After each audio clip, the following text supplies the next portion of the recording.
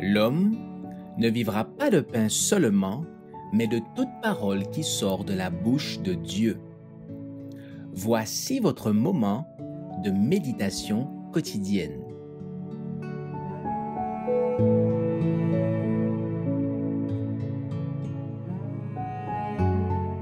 Une joie sans ombre, le 16 décembre. Les rachetés de l'Éternel retourneront, ils iront à Sion avec chant de triomphe, et une joie éternelle couronnera leur tête.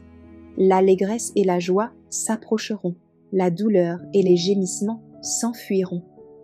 Ésaïe chapitre 35 verset 10. Lorsque le Christ vint sur la terre pour la première fois, il se présenta dans l'humilité et l'effacement. Sa vie se passa dans la souffrance et la pauvreté. Tout sera différent à sa seconde venue. On ne le verra plus comme un prisonnier entouré d'une foule en démence, mais il apparaîtra comme le roi du ciel. Le Christ viendra dans sa propre gloire, dans la gloire de son Père et dans celle des saints anges. Des myriades et des myriades d'anges, les resplendissants et glorieux fils de Dieu, l'escorteront dans son retour. Alors, au lieu d'une couronne d'épines, il portera la couronne de gloire. Au lieu de son infâme robe rouge, il sera revêtu d'un vêtement d'un blanc éclatant, d'une telle blancheur qu'il n'ait pas de foulon sur la terre qui puisse blanchir ainsi. Marc chapitre 9, verset 3. Sur son manteau et sur sa cuisse, un nom sera écrit, Roi des rois et Seigneur des seigneurs. Pour ses fidèles disciples, le Christ a été un compagnon de chaque jour, un ami familier. Ils ont vécu dans une intense et constante communion avec lui. La lumière de la gloire de Dieu, telle qu'ils l'avaient contemplée sur le visage du Christ, se reflétait en eux. Maintenant, ils se réjouissent dans la pureté des rayons de la splendeur et de la majesté du roi des cieux. Ils sont prêts à communier avec le ciel, car ils possèdent le ciel dans leur cœur.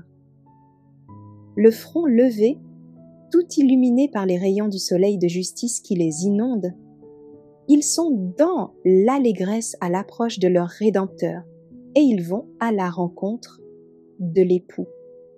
Encore un peu de temps, et nous verrons le roi dans sa beauté.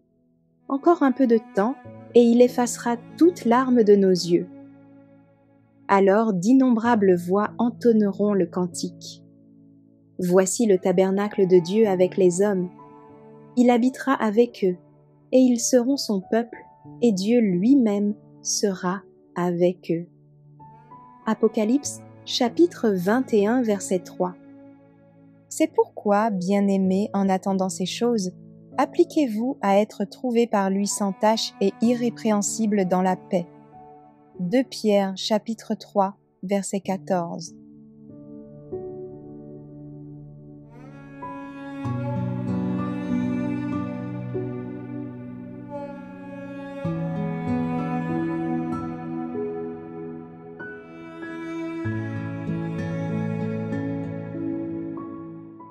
Merci d'avoir écouté cette présentation. Assurez-vous de nous rejoindre demain pour votre moment de méditation quotidienne avec lereste.org.